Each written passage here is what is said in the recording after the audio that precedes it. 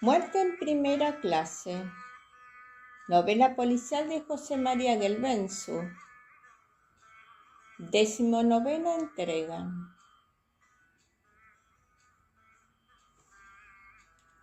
Las dos amigas salieron al muelle rumbo al zoco turístico. En la calle, los nativos se mezclaban con los turistas. Los observaban con curiosidad y atención, como a la espera de captar alguna señal, por pequeña que fuera, que les indicase que los ricos forasteros sentían alguna clase de interés o necesidad, una señal que les permitiera acercarse a ellos a ofrecerles sus servicios.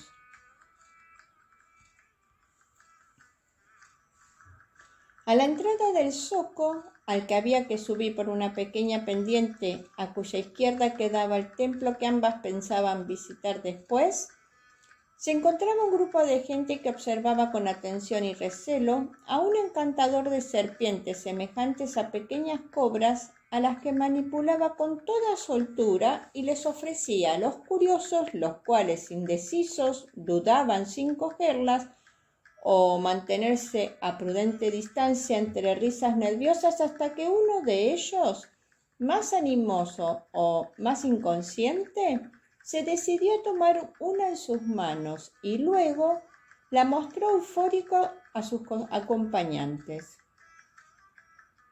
La gente dio un suspiro de alivio, alguno más se atrevió y poco a poco se deshizo el corro de curiosos para ser sustituido por otro nuevo.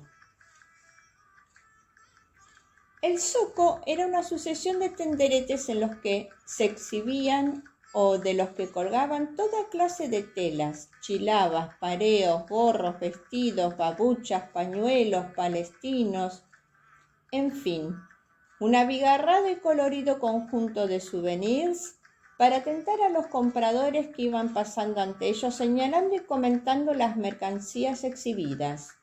Al principio, Mariana y Julia se limitaron a recorrer los que se encontraban del lado de la acera, pero poco a poco se fueron internando en la masa de puestos de manera que enseguida se vieron envueltas por ellos. Pronto desembarcaron en una reproducción de población beduina, un pequeño zoo de animales domésticos, luego en una cafetería donde les ofrecieron asiento con la insistencia característica del vendedor callejero, y cuando quisieron darse cuenta, estaban perdidas en el interior de aquel curioso mercado de ropa y abaloridos de todas clases. Mariana comprendió que era imposible que Carmen Montesquinza se hubiera perdido en aquel enjambre de puestos. En cambio, le pareció un lugar idóneo para hacer desaparecer a alguien en un santiamén entre los cortinajes que cubrían los lados de los tenderetes. Sería una desaparición mágica, como los relatos árabes de princesas y bandidos, engullidas en el bosque de blancos lienzos que el viento de la tarde agitaba levemente, como cortinas que guardan los secretos de una casa. La idea del rapto la impresionó. Se habían apartado del resto de los occidentales y ahora estaban solas en medio del bosque, siendo observadas por los nativos, hombres y mujeres, que les sonreían y extendían sus manos para animarlas a entrar en cada uno de los chamizos entoldados y abarrotados de mercadería.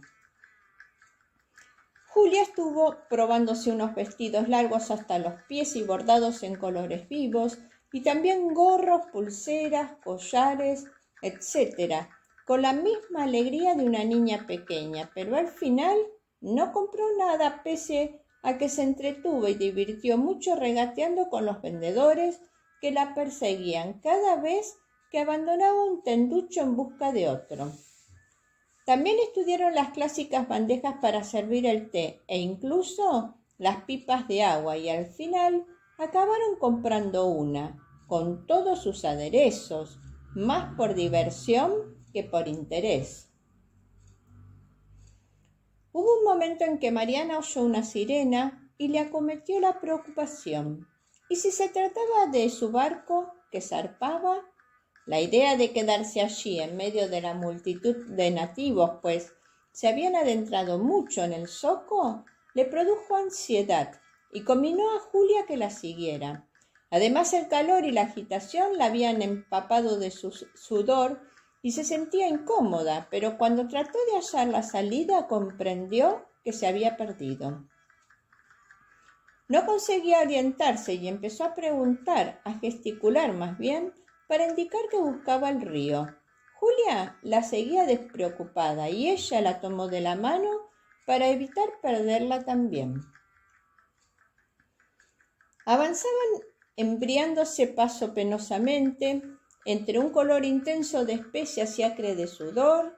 Los nativos respondían a sus demandas apiñándose en torno y señalando en diversas direcciones, combinándolas a seguirlos, por lo que se dejó llevar por su instinto hasta que, de pronto, apareció, lejos y en lo alto, un montículo por el que subían nativos y turistas y que supuso que era el camino al templo.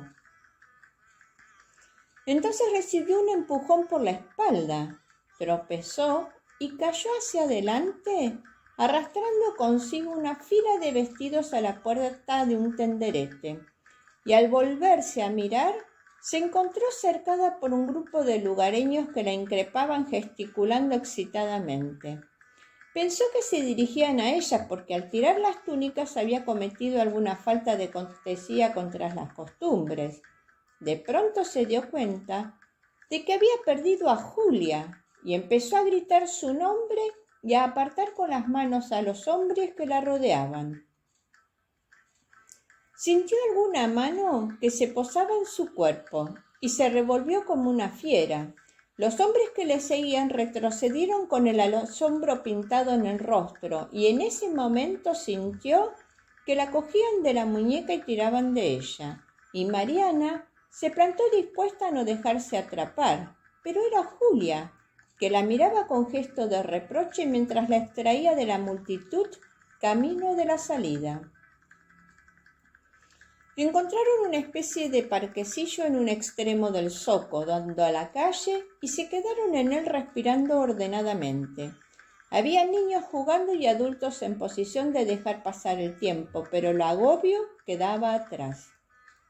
¿Se puede saber qué te ha pasado?, preguntó Julia con extrañeza. No lo sé.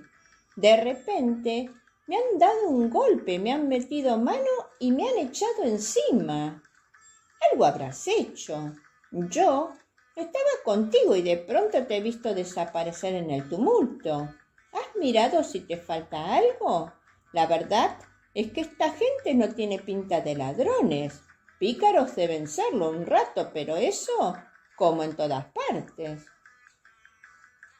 No sé qué he podido hacer de malo, te lo juro. Lo he pasado fatal. Tenía una sensación de amenaza muy fuerte. Me han empujado y estoy segura de que no ha sido un árabe. ¿Qué ha sido? ¿Un empujón europeo? Empezó a bromear Julia, pero al ver el gesto de rechazo que se dibujó en el rostro de su amiga, reculó. Eso es porque estabas con la idea del rapto de Carmen en la cabeza, que te digo yo que no, que es imposible. A ver si ha sido alguien del barco, aprovechando la confusión, consideró Mariana. Ya veo que la cabeza no te funciona bien esta tarde, mi vida. Ha de ser el calor. ¿Cómo va a raptar a alguien del barco a Carmen en un zoco? No estoy hablando de Carmen, sino de mí. Me han dado un golpe en la espalda que casi me tira al suelo y me duele bastante. A ver, date la vuelta. Herida no tienes, o sea, dijo Julia sarcástica, que no veo sangre. Sí hay un moretón. Lo veremos cuando puedas quitarte la blusa. Y yo te digo que no había razón, respondió Mariana enfadada. Ella sabía bien que no fue tropiezo ni un gesto de mala voluntad, que no conseguía entender, aunque pudiera asumir que alguien la quería mal. Para cuando quiso mirar quienquiera que fuera, se había confundido en la multitud.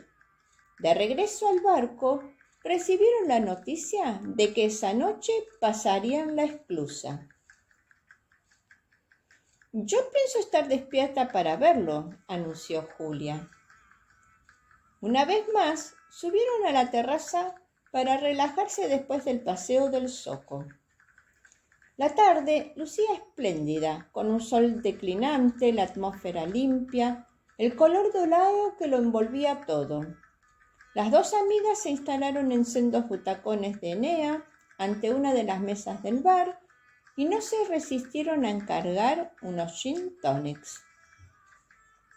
Cerca de ellas, unidos dos mesas para hacer corro, se sentaba la pandilla de jóvenes de diversas procedencias que, a juzgar por las apariencias, ya habían congeniado con toda normalidad.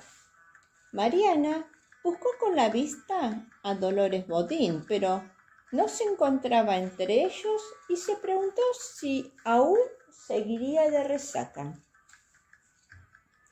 No te quepa la menor duda, replicó Julia. La gente joven está bebiendo con un descontrol como no te haces ni idea.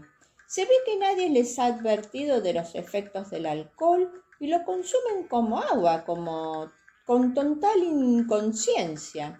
Te aseguro que me deprimo cada vez que leo en el periódico sobre casos de coma etílico de los fines de semana, pero en chavales de 16 o 17 años. Hizo una pausa para dar un sorbo a su copa. Y chavalas, no me digas tú. Uno de los chicos, español como ellas, se había acercado a Julia para pedirle un cigarrillo, pues aunque Julia apenas fumaba, le gustaba hacerlo con la copa de media tarde cuando tenía oportunidad. Mariana no dejó escapar la ocasión. Oye, perdona, ¿conoces a una chica que se llama Dolores Bodín? ¿Dolores? Sí, nos hemos conocido aquí en el barco, pero ahora no está con vosotros. No, es que ensayó una sonrisa cómplice. Esta mañana no se encontraba bien. Sin duda le producía alguna turbación referirse al espectáculo con que Dolores le había obsequiado en la fiesta nocturna.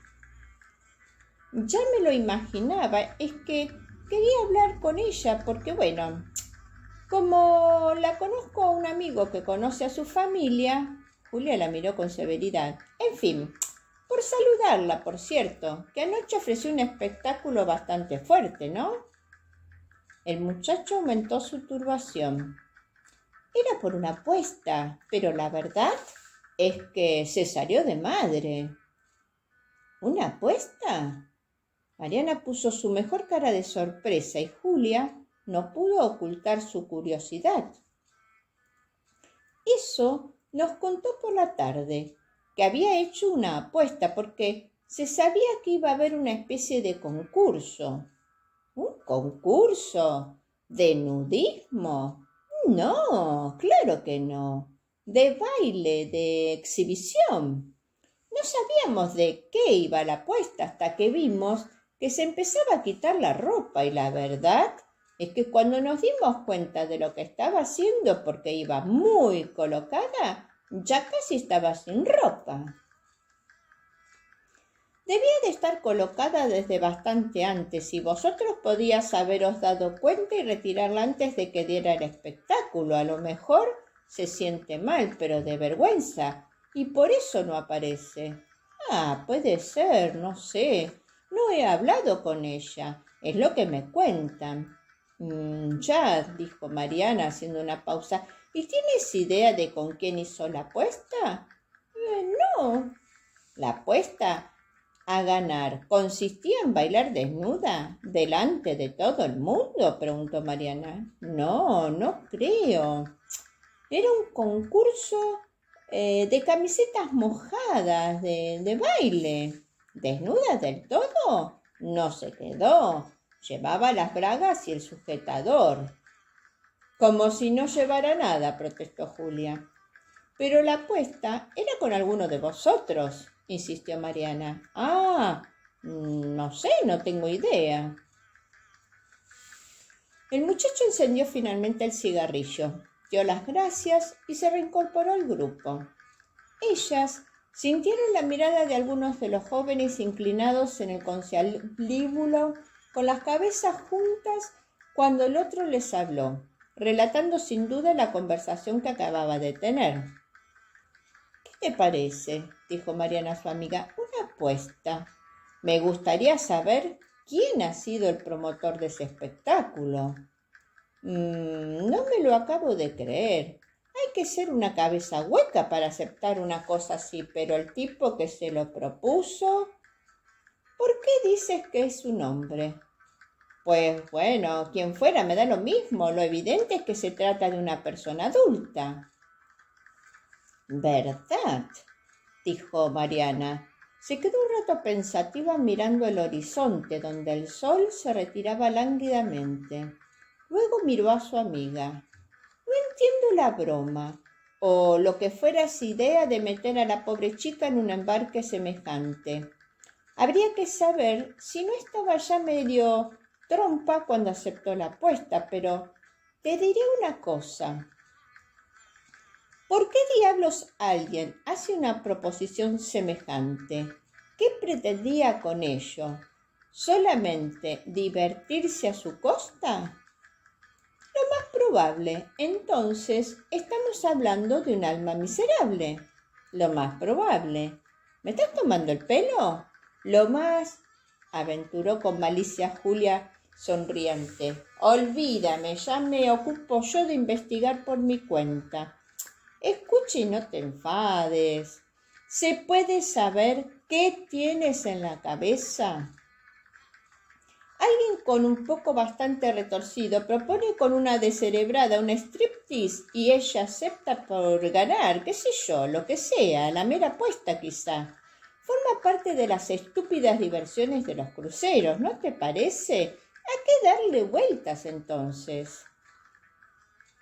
¿A qué este crucero no suceden cosas normales? Primero desaparece una millonaria y luego una niña bien de despelota delante de todo el mundo para... Oye, ¿te das cuenta de que Carmen Montesquinza desapareció coincidiendo con la sesión de exhibicionismo? No me extraña nada. A una mujer como ella le debe de espantar un espectáculo como ese, razonó Julia. Veo que me entiendes. Yo me estoy refiriendo a la coincidencia. Es que lo uno no va sin lo otro, insistió Julia. Ya, pero casualmente la exhibición procede de una apuesta, es decir, se trata de algo inducido.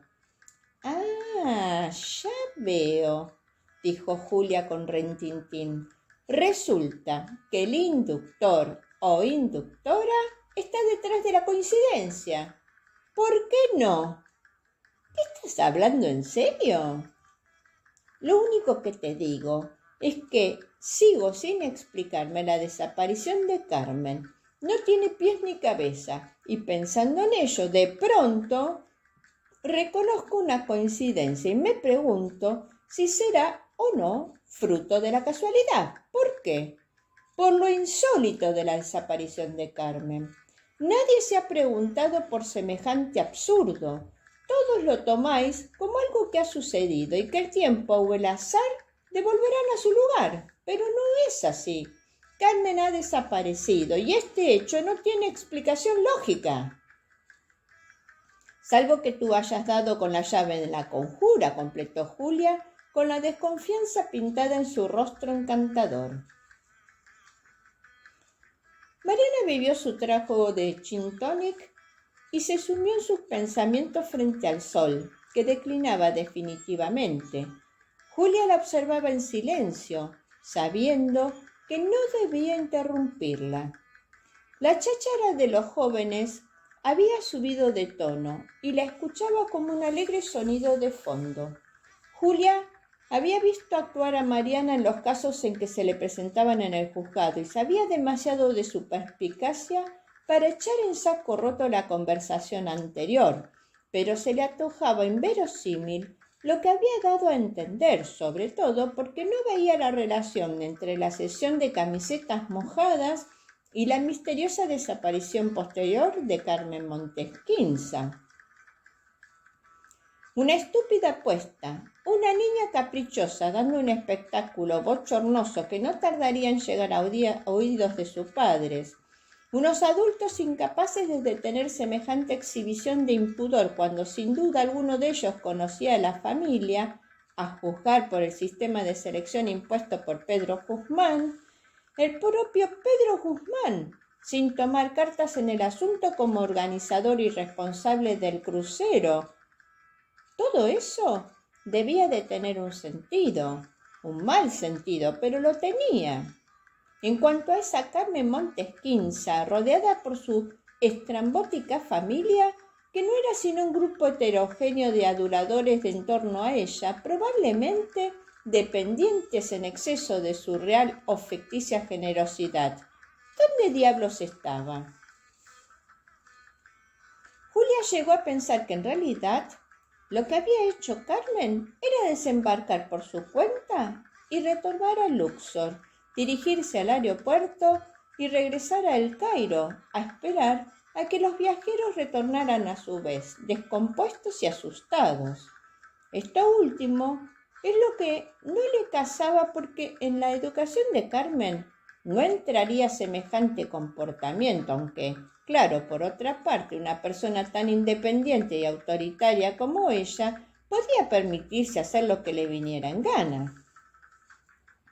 Pero al menos habría hecho llegar alguna noticia, o se esperó en El Cairo, o algo así.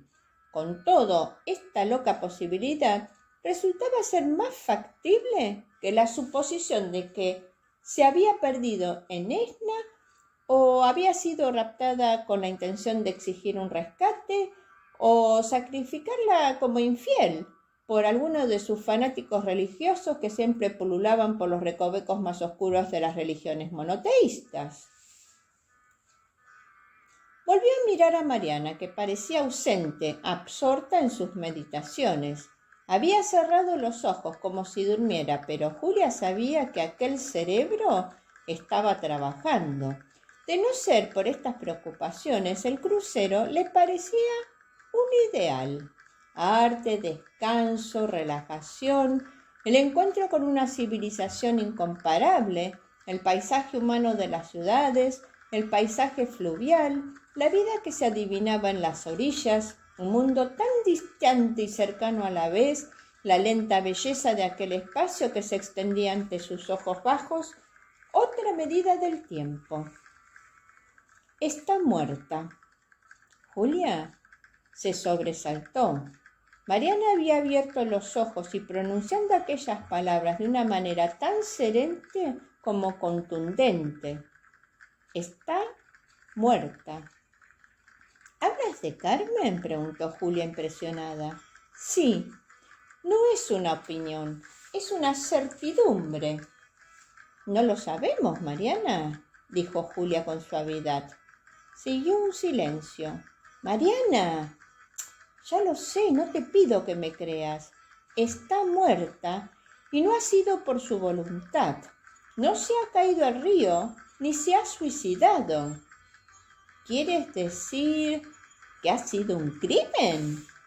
Creo que sí, y aparte de mi creencia, es la explicación más lógica. Bien, ¿y dónde está el cadáver? Presumiblemente en el fondo del Nilo. No tienes ni el cadáver ni el sospechoso. ¿Cómo vas a demostrarlo?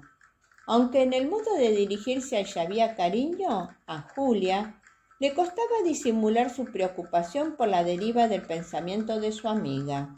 Sí, que tengo un sospechoso, anunció Mariana con determinación. Y esta noche, después de la cena, pienso hablar con Dolores Bodín para que me dé su nombre. Se levantó y se dirigió a la escalera dejando a su amiga boquiabierta. Esto es verdad y no miento. Como me lo contaron, te lo cuento. Fifi la Cuentacuentos agradece tu escucha. Ansiando que esta entrega haya sido de tu agrado, te invita a suscribirte a su canal para que cada domingo de sus estrenos puedas disfrutar y compartirlo en tus redes con quienes tú prefieres.